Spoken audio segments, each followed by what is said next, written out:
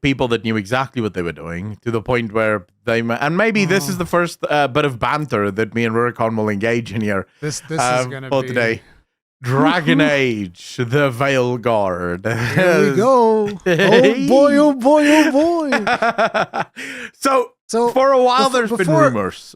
But before we start, do we want to get into the review situation first? Because that one I do have a lot of stuff to say. Or no, we have to get into. We have to start with the review situation. We have to. Okay. You can take it away. You're more than welcome. So to if we're starting with the review situation, one of the things that I would like to bring up is I actually applied for a Dragon Age: The Veilguard review copy. Oh, you didn't get one? I didn't get one. Isn't that surprising? Wow. Might have something to do with the fact that before... Look at my face. Look. This is my I'm shocked face. You look like surprised Pikachu right now. Yeah, 100%. But it's like I applied for it, and there's some stuff that I can't talk about because I was sent a confidential email. But I was sent a confidential email from EA that I'm not going to talk about what that email had. Mm-hmm. But basically, through that email, one of the things that I assumed is that, I would be eligible for a review code. Okay. So, I replied to the email and I was like, hey, I'm going to apply for a review code. I would like to get one because I want to review the game. I wanted to do it before this week because this week is when the game releases. And this week is also Monster Wilds Open Beta. And if you think that I'm going to not play Monster Hunter Open Wilds to go and review Dragon Age, The Veilguard. I mean, you're neglecting your kids to play Monster Hunter. So, it's not, let's just get all things on the table here. Yeah, so it's like Monster Hunter is my bread and butter, so I would never, go one game over there. So that's why I specifically request, say, listen, I would really like to be able to play this ahead of time so that I can have like a review video or an opinion piece or something. But before I made that request, I also made a video because I've been following Dragon Age Veilguard because I am a fan of Dragon Age. I love Dragon Age Origins. Same. I played the entirety of Dragon Age 2. Didn't like that, and I got burned out on Inquisition because of the hinterland situation. Yep. But I think a lot of people are in my camp when it comes to that. But it's like I'm still a fan of that universe because I really loved Origins, and I was like, hey, I want to see what you guys did. And also, there's another thing, which is I was one of the few people that actually really enjoyed Anthem. And I know that this is kind of like a controversial thing, and it's like it shouldn't be. Anthem had severe issues. Like severe, and I understand why Anthem never worked, but Anthem had a decent concept. Like the concept it's not even just a decent concept. The gameplay was incredibly fun. Like the moment-to-moment gameplay of you like triggering combos and doing all of these crazy things that you could do. Because I played with friends, and the flying is some of the best flying I've ever seen in a video game. Like it's really good flying. It's just their development team was not their team, because I think that the team that developed Anthem was actually extremely talented. Yeah. The problem was the leadership of that team was absolutely atrocious. Also, just because one thing that a lot of people aren't aware is that Anthem was developed in 18 months. And when you think about that, because there's actually more nuts. Development in terms of like assets and whatnot and all of that stuff, but the actual core gameplay loop and the story and all of that was like 18 months. And it's like when you think about that and it came out like that, you're like, holy shit, this team is really talented. They were just led by a bunch of incompetent idiots. Well, they were also, I mean, SkillUp made a good point. Just on that Anthem point, SkillUp made a good point. Anthem failed for all the right reasons. It should have failed. But you could at least forgive BioWare for the failure of Anthem, because BioWare is a company that makes RPGs. Dragon Age Veilguard or Dragon Age, they can make that. EA went to them and said, make us a looter shooter. And from what I understand, originally they didn't want Anthem to be a looter shooter. They originally thought they're going to do Anthem the same way they do Mass Effect, the same way they do just another universe to make games in. Yeah. And then EA was like, no. We here, the Division is doing mega well. We want in on that fucking bullshit. So you can kind of understand why they really struggled to make that game. But anyways, I just wanted to point that out. The point that I'm trying to make is like one of the things that SkillUp said is like, oh, they were making a looter shooter. It's like the shooting in that game was really good. No, obviously. The ability usage in that game was really good. Like the combo system that they have with the primers and the detonators is fantastic, and it's super satisfying because you can even be playing with friends, and like your friend can be priming the targets, and you can be the one detonating, or the other way around. There's a bunch of combos that you can do, and it was brutally satisfying to engage. But anyway, I want to point out. Hold up, I just quickly want to point out, because it's in line with what you said, and I know you're going to move on now. You can see how BioWare adapted game to game from Mass Effect, right? So Mass Effect gunplay 1, Mass Effect 1's gunplay, super bad. 2, already arguably better, but still quite shit. And then 3, actually decent gunplay. And then Andromeda for all of its problems, really good. Yeah, the gameplay of Andromeda was very fucking good. Nuts. The problem was it got very boring very quickly, and the story was shit. That's the thing with Andromeda. I loved the actual combat gameplay, which is where they took inspiration from when it came to Anthem, and I love that. And what I've been hearing from the previews of Dragon Age Veilguard, which is how this kind of all wraps together, is that they're using that primer detonator system that they had in both Anthem and Mass Effect. And I was like, I love that. I want that in a fantasy game. That sounds like a ton of fun. So that's the reason why I wanted to review it, despite a lot of red flags that we've had that I'm sure you're going to be bringing up a little bit ahead. So anyways, I made a review request. I have a dictionary of red flags. Let's go. Actually, I think that I can check it right now, but I think that I probably will have my review code at this point, because the game is out and people will have like their pre-orders out of the way and all of that nonsense. But basically they kept edging us. Bro, not just me and a bunch I just want to say, the amount of red flags I have, I'm going to look like one of those guys that direct the planes on the fucking military ships. Red flags everywhere. Bro, they still haven't given me a code. But you're going to be I thought they would have given it to me now, because like the game is out. Like, no, they won't. I can just go and buy it now. So we have this. I just want to say, Rurikon is not the only one, by the way, guys. There's a bunch of people that don't have review codes, and all that's the reviewers. Listen, let me keep because there's a ton of stuff to say about this, right? Yeah. Because somebody came out on Twitter and made a post, and I signal boosted that post, and I've got some flack over it because people are saying that we're trying to like make the game look in a bad light. But it was Wolfhard FPS, and he made a post where he explained, hey, just so that everybody knows, me and a bunch of people who have been critical of the game are not going to get a review code. And a lot of people saw that as him being like jealous of other content creators that didn't get a code. And that is kind of like the narrative that started being painted out. So there's two narratives that are being painted out. Narrative number one is that Wolfhard FPS is bitching and moaning because he didn't get a review code. Narrative number two is that he is the one that is trying to make BioWare and EA look bad because of the fact that he was critical of the game and he didn't get a review code. So there's these two narratives going on. And let me just tell you something. You are completely misinterpreting Wolfhardt's post, which maybe was not like super clear on what he's talking about. But the big point that I would like to make is like, listen, over the last 17 years, I've been to plenty of gaming events, and I know a lot of people in the industry that have been to gaming events, specific gaming events that would be for like specific video games. Like, somebody invites a big YouTuber to go and check out Elden Ring, or somebody invites a big YouTuber to go and check out some other game or whatever. And I've been invited to do some of those as well. And the one thing that I would like to point out that a lot of people are completely ignoring in the middle of this situation is that in the 17 years that I've done this, I have never once, I want you to really understand, I'm not exaggerating, there's never once been a situation where I've seen a creator get flown out to an event and them not get an early review code. Not once. I want to make that clear. So it's like, if you think that, Wolfhard is throwing a big hissy fit, if that's not the point.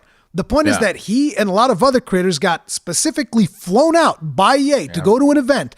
And it doesn't matter whether their impressions were positive or negative or whatever. The weird thing is that a lot of those content creators did not receive a code.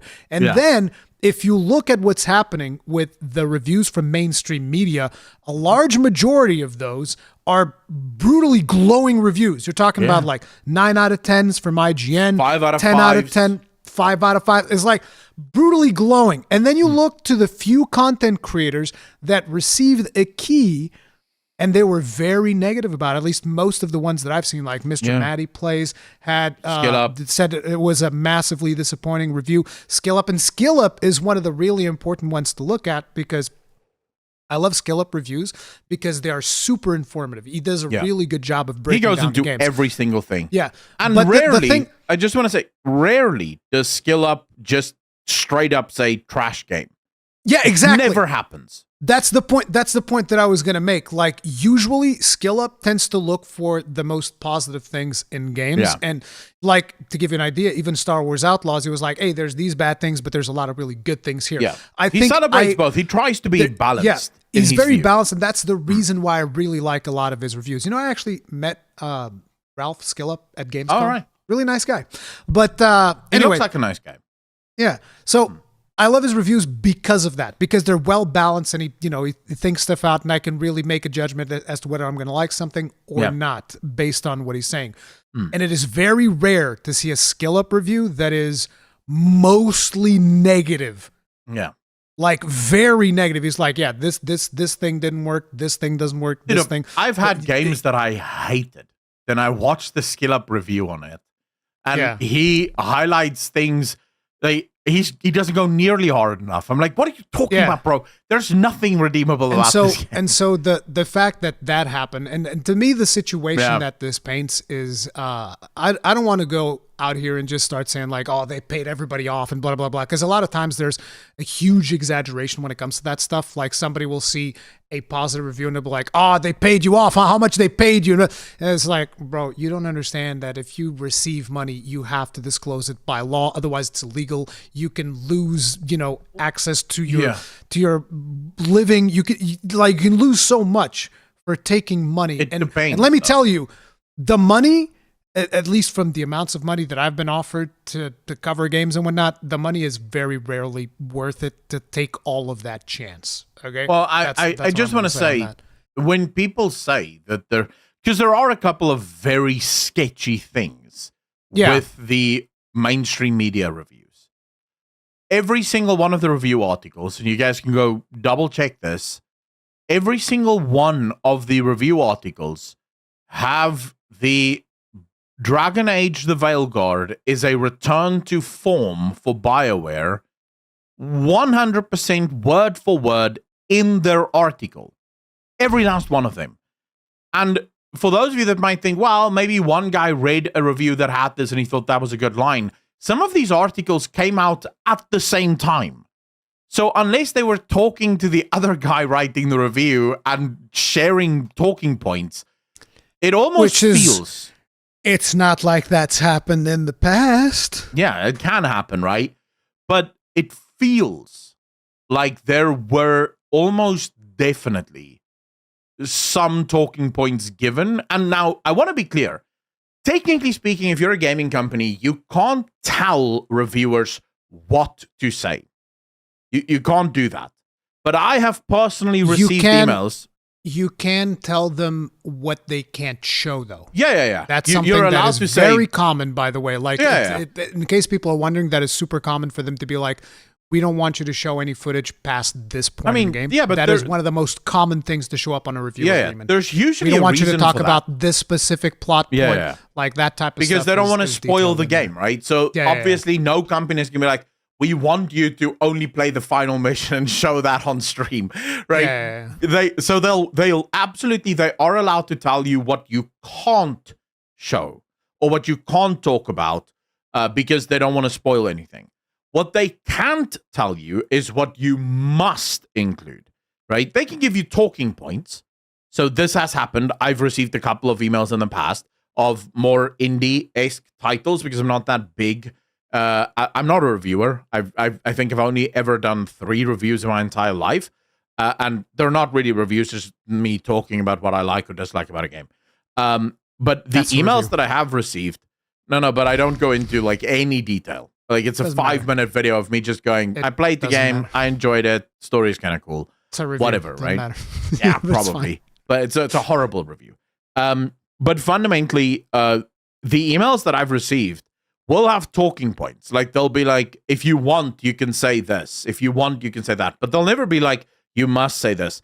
The fact that all of them said this either is a you must say this, or they just saw the talking points and they thought the talking points worked. But people that say there's been payments made technically isn't wrong. Allow me to explain. Go ahead. I'm sorry. I didn't realize you were going there. No. But you see, it's not, because there's a thing called access journalism, which would absolutely be very, very bad. And if it's not disclosed, it would actually be illegal. So access journalism is where journalists are paid to write specific articles for specific things. That is illegal unless if they disclose it. If they say, listen, we were paid to write this review and say it's brilliant. Sometimes they will pay content creators as well to do a very specific, do a breakdown of our game and blah, blah, blah. And, here's a payment. That's actually fairly normal. And but they're not allowed to tell you what you can say, and it must be a positive review or some shit like that. Yeah, of course, because they're paying you. It is expected that you're going to give them positive coverage. And sometimes, however, they still allow you to be negative. They'll be like, hey, listen, you can say whatever you want. We just want you to look at the game. That's another thing that happens sometimes. Mm-hmm. But the thing to me is, whenever those situations happen, I don't think, from an ethical standpoint, you should call your video a review. Because, you were paid for technically speaking, so what I'm talking about here is you can absolutely take money from BioWare to write a review. You can. BioWare cannot tell you, right? First and foremost, BioWare may not, under any circumstances, tell you that you can't disclose it. You must disclose it. Oh yeah, the audience must know that you were paid for this review. But here's the thing. And I want people to really understand this. When it comes to EA, right? Yeah. Because I am on EA's platform, the EA creator platform or whatever. The reason I'm there is because I was at the right place, the right time. It's definitely not because of my size or anything like that. But I am on the EA creator platform, and I want people to understand that when it comes to the EA creator platform, one of the big things that is a requirement for any code that you take from the EA platform is that you disclose it. And not just codes, but paid opportunities. Like if they fly you out somewhere, like these are all things that show up on, whenever, because the website has like a bunch of games on there that you can kind of like apply to get codes and shit like that. Yeah. And you go to those games, and when you click there to apply for a code, there'll be like a text that says, listen. Like not even small letters or anything, like very, pronounced portion of the text will be like, listen, if you take a code from us, you have to disclose it. You have to say it before the fold. So like, on YouTube, when you have the description, it has to show up before the fold that you got this code from us. If we pay you to fly you out somewhere, you have to disclose that. You have to verbally say it. Not only disclose it on the description, you have to verbally say it on the video for both things. If you get a code and if you get flown out. This is something, because I know that a lot of times people will get into these conspiracy theories. My personal experience with EA, and this is going to be something that a lot of people are not going to like to hear, my personal experience with EA is that they always demand that you disclose, and they even threaten that, like, we will take your video down if you do not disclose that you got this shit from us, because they want you to be as transparent as possible. And I know that this is going to fly against the narrative because everybody likes to hate EA, and I understand. I hate them too. Okay. Yeah. I don't like them either. But like on their platform, if I'm being completely honest, which I always am, they absolutely tell you, if we give you money, you have to disclose it. If we fly you out here, you have to disclose it. If you do anything with us, you have to disclose it. So they are very prominent about disclosure. This is why whenever I start hearing people talk about how, oh, these people got fucking paid off by EA or whatever, I'm like, I don't know. Well, it goes against most of the things that I've seen. So I'm about to make the argument for how they were paid off by EA, and it's indirectly. I mean, if you go through the advertisement budget on their websites, I can see it. There's a conflict of interest there. Yeah. You see, there's a conflict of interest. For every one of these mainstream media sites, they make their money from advertisements the same that we do on YouTube. The only difference is, on YouTube, ads play that have nothing to do with me, right? I don't have anything to do with YouTube's ad ad policies. Ads just play automatically on my videos.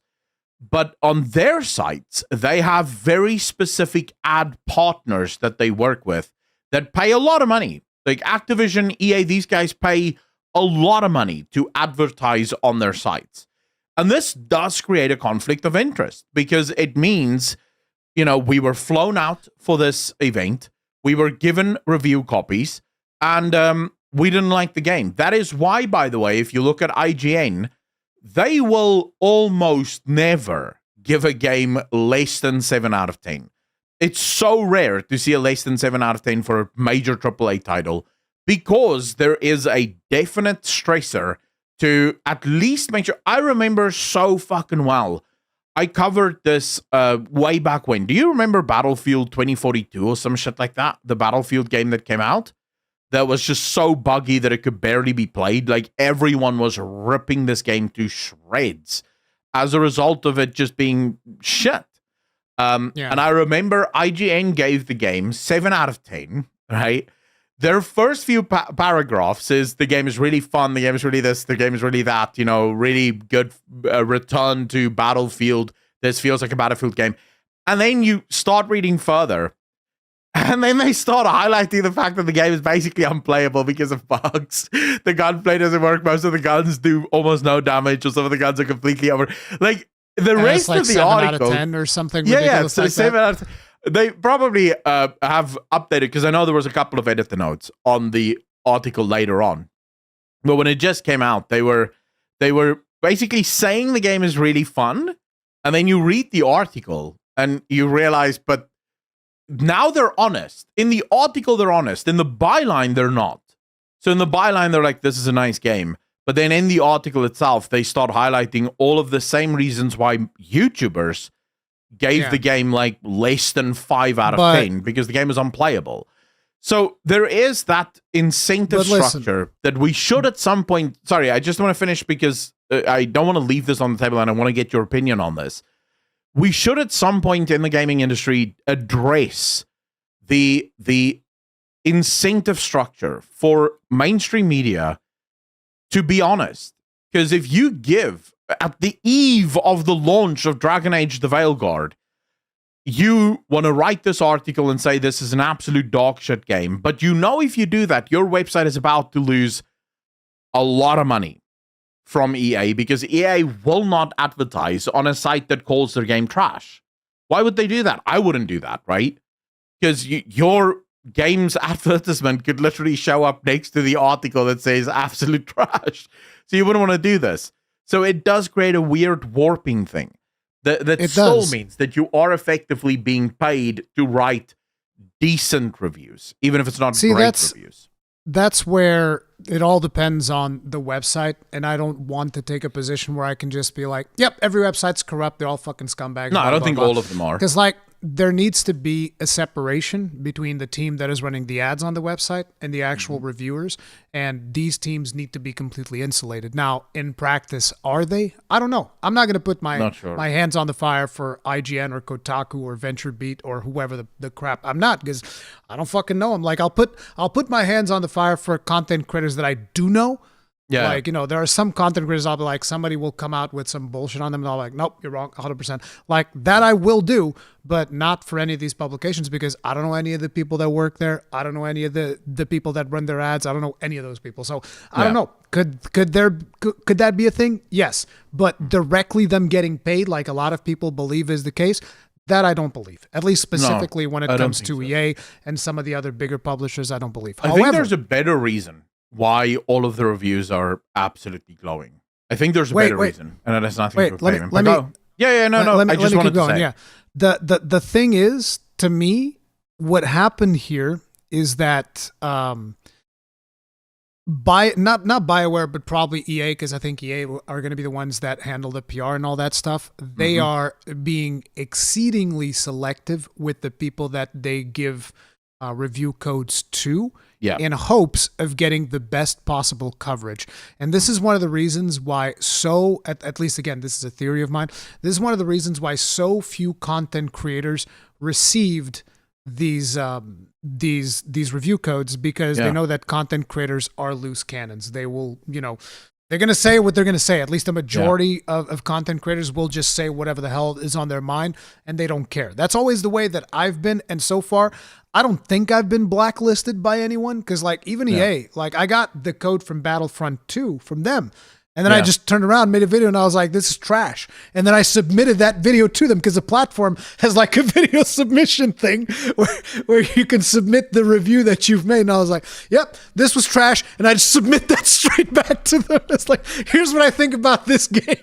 It's trash. Okay. It's chock full of microtransactions. The visuals are great. The sound is great. But like your business model is trash. Like, I'm sorry. Listen, the thumbnail was Han Solo getting stabbed with a $sign lightsaber. That was my thumbnail. All right. Wow. So, did they approve it? What? I mean, again, I'm still getting codes from them. It's just I'm not getting them early, I guess. Yeah, or at all at this point. Because I mean, to be fair. Like, listen, I might still get it. We are recording this on Thursday, so I might still get it. Maybe I'll just get it later today. I actually just checked on Steam, and the game only unlocks in like 5 hours. Even so Fakes maybe they're for waiting Life. for the public. Even Fakes for Life said in his video, because he also got flown out, made a video where he was not even super critical of his initial experiences being flown out, but then he also didn't receive a key. And he remembers very well, right after the event, he was emailed by one of the other YouTubers at the event, and the guy said, dude, I didn't like a lot of the gameplay. Should I say that, or am I going to be denied a key if I say that? And Fakes for Life was like, bro, that never happened in the gaming industry. What the hell is that question? Yeah, well, this YouTuber, why would you even ask that question? Of course, you never lie to your audience, even if you lose access. Like, what do you mean? No. But he wanted to know if he could be like super honest about his experience, or if he had to like dial it back a little bit just to still get a review code. That's so strange to me, dude. And that is the strangest thing. Well, yeah, it is the weird thing to ask. But Fakes for Life was so convinced of this that he was like, bro, in all my years of doing this, that has never happened. Yep. If you get flown out, just like you said. I didn't even know, because I didn't watch the Fakes for Life video, but now that you're saying this is exactly what I told you earlier. In 17 years, I've never seen a content creator get flown out and not get a code. It doesn't happen. It straight up doesn't happen. So this is why... Yeah. But this is why I believe that they're trying to shape the narrative, and they're being super selective, which in my opinion is super scummy. Being this selective, and the thing is, the gamble they took didn't even pay off, because the two content creators they give codes to, which was Matty Plays and Skill Up, even though they usually, they try to look at the positive side of things, they're like, this is still trash. There's nothing I can do with this. Dude, I've never heard Skill Up say this, but Skill Up actually said he has never played a game where there's not a single thing in the game he liked. Where he said, by the 20-hour mark, he was completely lowered the difficulty. Out. Yeah, and he lowered the difficulty. Yeah, he was just, by 40 hours he was out of it. Like, he hated this game with everything in his fiber. Yeah, I saw Skill Up's review. Because there's so many problems with the game. The dialogue, everything is just wrong. But there's also another problem that people have to be aware of, and I think not enough audience is aware of this. Executives at gaming companies absolutely get bonuses dependent on game reviews. If the game reviews are good, they will get a bonus for those game reviews. So there's this incentive from like the runners of the game to choose very selectively who gets codes to ensure that they get the positive reviews. And this, by the way, is one of the reasons why I've been, a little bit out there and explaining to people like that what they've done here is fucked up. Because a lot of people will say like, "Oh, you're just salty because you didn't get a code." It's like, I don't give a fuck that I didn't get a code. I wasn't even expecting it that much prior to receiving a certain email that I received. I wasn't even expecting that I would ever get a code beyond getting it on the day of release. I wasn't even expecting that. But the reason why I'm so outspoken about this is because what happened with creators getting flown out and not getting a code is super atypical and definitely shows you that there's some shady intent behind it. Because again, it's something that does not happen in the industry, and their intent there is definitely shaping a narrative. And to a certain degree, they were successful because, like, at least on embargo release day, on the embargo lift day, what I remember seeing is that the game was above 80 on Metacritic and above 80 on OpenCritic. I don't know if that's been lowered. There's going to be a lot of people that's going to buy this game, and they're going to go into it thinking this is one of the greatest games ever made. Exactly, because they were able to shape that narrative by being very selective of the people that they give codes to. And the reason, again, why I'm bringing this up is, like, again, I don't care if I don't get codes. I really don't. I never expect to get codes for games. I don't even apply for codes. If it happens, if it happens, it happens. If it doesn't, it doesn't. I care that so many people, particularly in the content creator side of things, not mainstream media, because mainstream media always gets their codes. What I care is that so many other content creators didn't get their codes. No, because that right there media doesn't always get their codes. Niche Gamer, for example, which is actually a pretty big publication now, they didn't get any codes. They were also not given a code to review the game. That's strange. Yeah, but it's been, from my opinion, it's been like, but that's one mainstream media outlet, right? Yeah, but that's still it just shows you that there's an intent to very kind of, like, selectively to ensure. This is the narrative that comes out because, and I want to be as charitable as is humanly possible. I do believe that this is BioWare's last chance. And I'll explain to you guys why. The last two games that BioWare has been involved in, both Mass Effect Andromeda and Anthem, were miserable failures. We're not talking, like, at least doing reasonably well. Anthem got completely shut down so fast that people were still looking forward to. EA promised that they'll make some fixes, and then it was just gone. Andromeda was also just completely ignored, to the point where in EA's own announcement of the newest Mass Effect, they called it Mass Effect 4, just forgetting that they even made Mass Effect Andromeda. That's how bad Andromeda was. It's a spin-off. Yeah, it's a spin-off. But so fundamentally, things are not going well at BioWare. And I think there may have been a little bit of a very sneaky, very ill-fated attempt at saying, look, guys, this game will absolutely get torn to shreds if we make it public for everyone. What if we just shape the narrative a little bit? Because we hope that there are at least a couple of million gamers that will love this stuff, that will love the stuff that we've done with this. And this is really where we get into my part of my issues with Dragon Age. No. Because Rurikon doesn't have as big of a problem with this kind of stuff. Wait, before we get to that, I would just like to point something out, which was another drama situation that happened with this. One of the reviewers that did get a code was Mr. Matty Plays. And one of the things that ended up happening was when he showed his review, people looked at his Rook, which the Rook is the main character, and it's customizable, so you completely customize it. Yeah. And there was some leak footage that had shown up before, and the Rook matched exactly to Mr. Matty Plays' Rook. And, at the time I saw this breaking and I was like, oh man, did he break embargo? Like, what the hell happened? That's weird. And the person that was leaking this stuff was also coming up with all type of, like, racial slurs and whatnot in the middle of their, in the middle of their messaging and whatnot. And it was a really strange situation, but that's been kind of like a little bit clarified now. And I believe that what Mr. Matty has said is true. Yeah. Which is that, he was sharing these clips with his editor, and apparently his editor shared these clips with a third party, and then eventually it just kept getting shared and shared this more, third party kept sharing it. Leaking. And so the person that leaked the embargo shit has nothing to do with Mr. Matty Plays. Like, Mr. Matty Plays doesn't even know the dude that leaked it. So even though the dude claimed that he was part of Mr. Matty's team.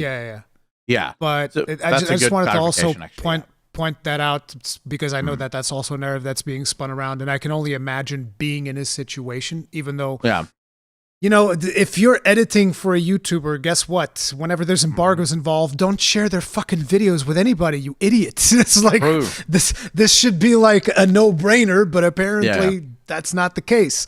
So, but you know, that situation happened as well. If you guys remember, a few weeks ago, me and Rurikon had a bit of a disagreement about pronouns and character selection screens. Wait, we had a disagreement? What the fuck? Well, yeah, you said you don't mind them. I said I do. I said I don't care. Yeah, okay. Rurikon loves pronouns in character selection screens. Like I said, I'm neutral on that topic. Like he said, he loves pronouns in character selection screens. Sure. Fine. No. Rurikon is neutral on it. He doesn't care. I immediately do mind them because it tells me that there is at least there's a focus in what you're trying to do that I'm almost guaranteed going to see moving forward in your game. And in Dragon Age the Veilguard, this is probably the most mask-off political messaging or politically active game I've ever seen in my entire life. So there's been now basically a lot of the reviewers that got their copies, or at least were able to get copies, have gone mask off. They don't give a shit about the embargo anymore. They are leaking all of the political stuff. There's an entire subreddit here with, I kid you not, it is 1, 2, 3, 4, 5, 6, 7, 8, 9, 10, 11, 12, 13, 14, 15, 16, 17. And this is just what they could get hold of. 17 clips of like 2 or 3 minute worth of dialogue, which is just filled with absolute political messaging. There's one scene in this game. Actually, there's 2 scenes. So the first big scene that people were drawn to is a character in your party called Tash that comes out as non-binary, right? So the character comes out as non-binary, informs you that they would now like to be called they, them, rather than she, her. And there's a big thing about how her parents accept her immediately because the way of the coon or the queen or the keen rather, is fully fine and on board with it. And then later, you're informed that actually everyone in her homeland, or their homeland, or whatever the fuck you want to say, everyone in her homeland, or a lot of people struggle with their identity, be it male or female. So you're being lectured a little bit there. But then it goes further. There's a scene in the game, and this is why I said it becomes so political that you stop giving a fuck about the lore of the actual game or even consistency. So wait a minute. I just need to make sure that I understand this. Yeah.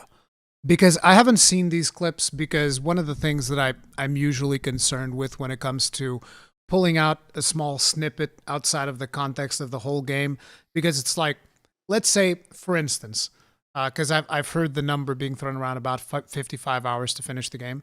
If it's like, listen, there's 55 hours of content, and in the middle of those 55 hours of content, let's say that half an hour of that content is going to be dedicated to sexual identity and pronouns and all of the stuff that a lot of people are super bothered with. Yeah. Is that really going to bother me that much? Probably not. So that's one of the reasons why I haven't paid too much attention to a lot of these clips talking about the specifics of these characters or whatnot. But to clarify, from a story standpoint, what they are saying is that all of the Kunari have sexual identity issues. Did I get that right? No. A lot of Kunari. A lot of Kunari. So a lot can be all, most or not most. It's just a lot of Kunari back in their homeland have issues with sexual identity. Right? And this race that was portrayed in Dragon Age 2 as a massive warrior race that took over a whole city, or whatever was the drama that happened in Dragon Age 2 that I don't remember because I didn't even like that game. But I remember them being absolute fucking savages. Yeah.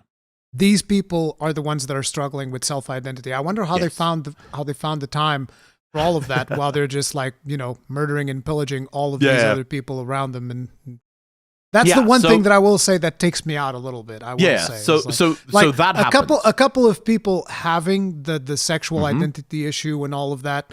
I can buy that. I can understand it. Yeah, sure. Yeah, and, yeah. you know, having one of those characters be a part of your party because that's the game that the developers at BioWare wanted to make. Hey, I think that's perfect. Like I've always said, you want to do this stuff. The one thing that I will always bring out is like, don't change existing franchise. And I believe that these are topics that were also tackled, I think, in Inquisition. Like at least I've seen one. Yeah, clip. Inquisition has some of it, but I'll get to why. Keep going. Yeah, because people like to do shit like this. Oh, but it was in Origin, or oh, it was in Inquisition. I'll explain why this is a massive problem.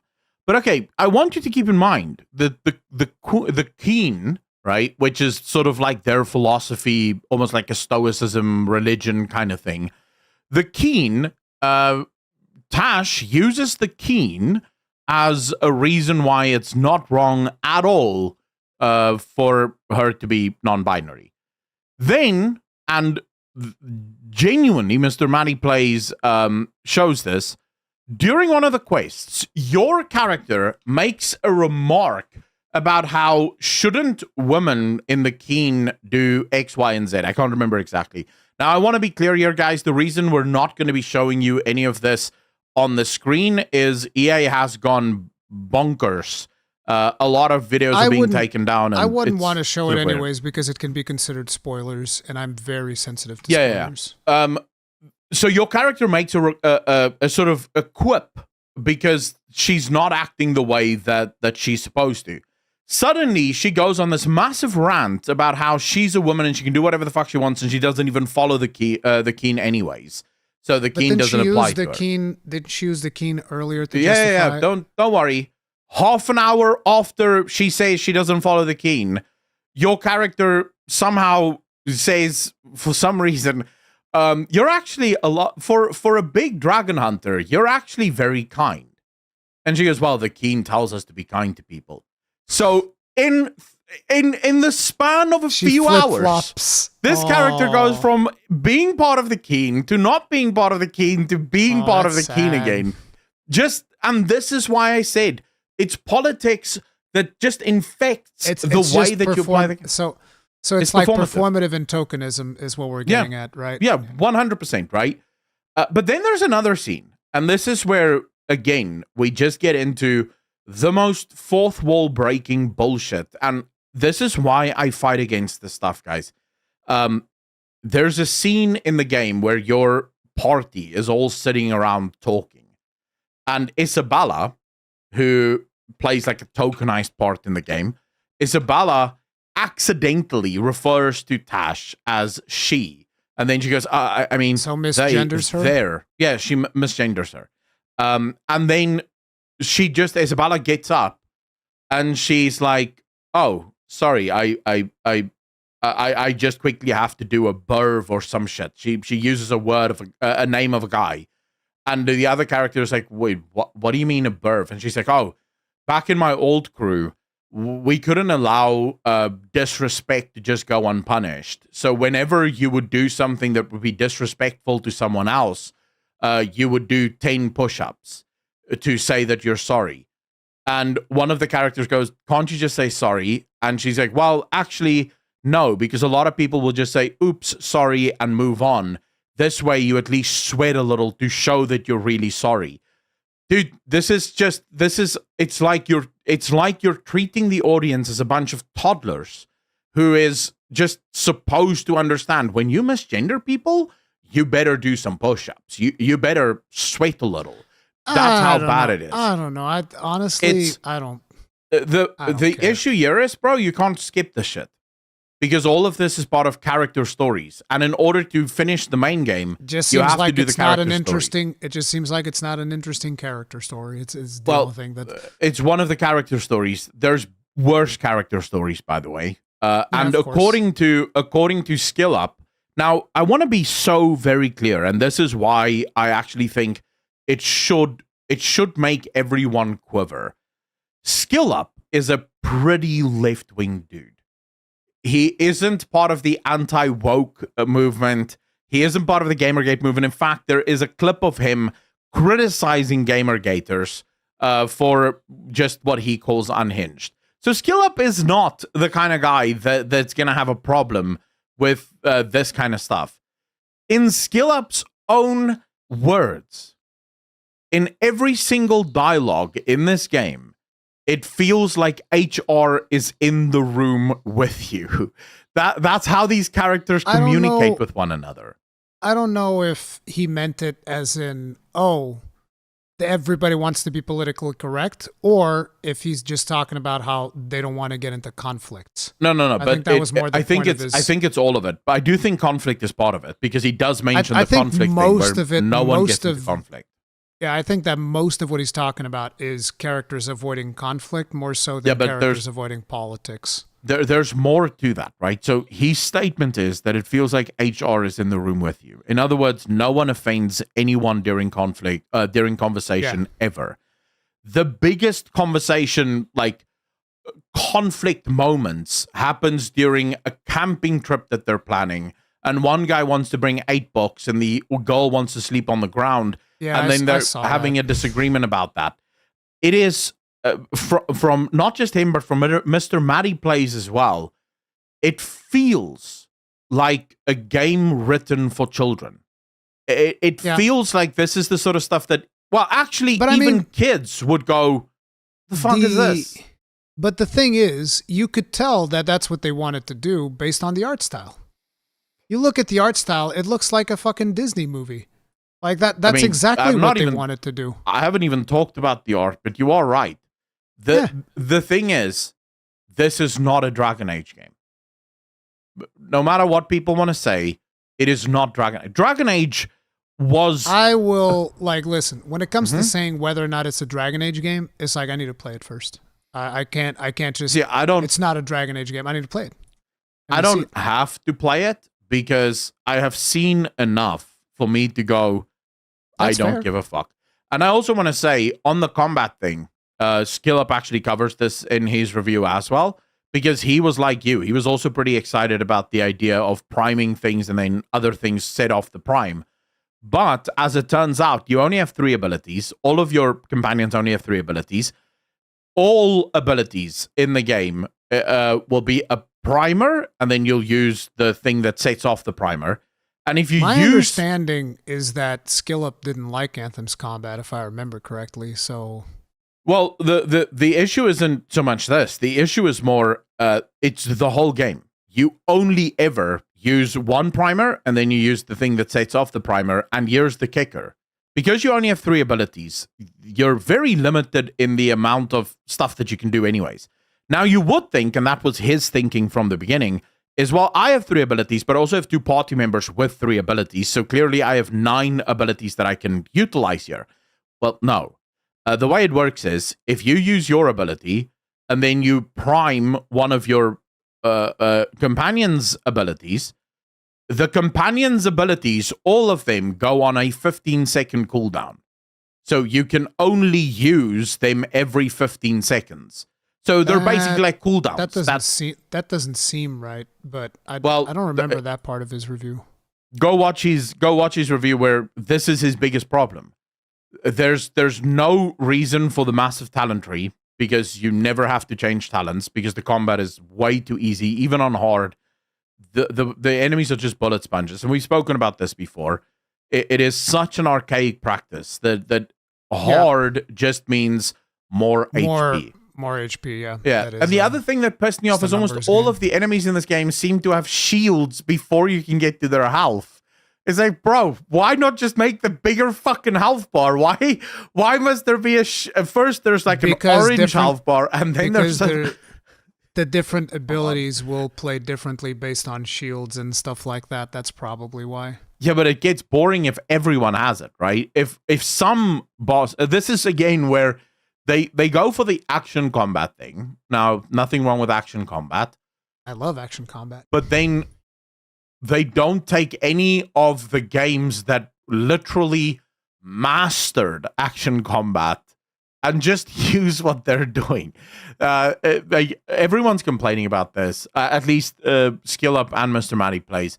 Mr. Matty Plays even goes so far in his review of saying the dialogue is absolutely terrible, but he was hoping that the gameplay would actually save it. And the gameplay didn't save it. So you have a game with bad gameplay, bad dialogue and story, and also apparently most of the story. So one of the big problems is the main storyline and the character quest lines aren't the same thing.